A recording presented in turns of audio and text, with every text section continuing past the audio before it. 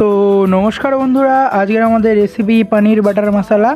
এই রেসিপিটি বানানোর জন্য প্রথমে কেটে রাখা পনিরের উপর লবণ, হলুদ গুঁড়ো এবং লঙ্কা গুঁড়ো ছড়িয়ে দিয়ে ভালো করে সেটিকে আলতো হাতে মিশিয়ে নিতে হবে।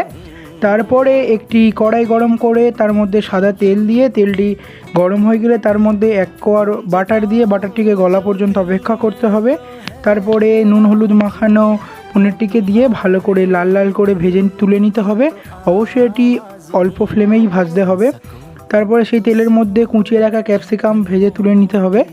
তারপরে তার মধ্যে তেজপাতা, গোটা গরম মশলা এবং গোটা জিরে দিয়ে ভেজে নিয়ে তার মধ্যে কুচিয়ে রাখা পেঁয়াজ ভালো করে ভেজে নিয়ে তার মধ্যে আদা এবং কাঁচা লঙ্কা বাটা দিয়ে ভালো করে ভেজে তার মধ্যে দিয়ে দিতে হবে টমেটো কুচি।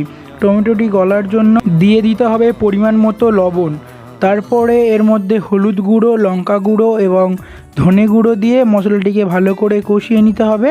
তার মধ্যে দিয়ে দিতে হবে ফ্যাটানো টক দই দিয়ে মশলাটি ভালো করে কষিয়ে নিয়ে তেল ছেড়ে গেলে দিয়ে দিতে হবে সামান্য পরিমাণ জল এবং ওপর থেকে ছড়িয়ে দিতে হবে কাসুরি মেথি।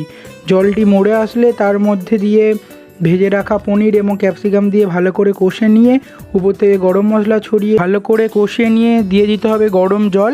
গরম জল দিয়ে কিছুক্ষণের জন্য ঢাকা দিয়ে দিতে হবে যাতে তরকারিটি ফুটে যায়। তরকারি ফুটে গিয়ে ঝোল শুকিয়ে গেলেই তৈরি আজকের আমাদের রেসিপি।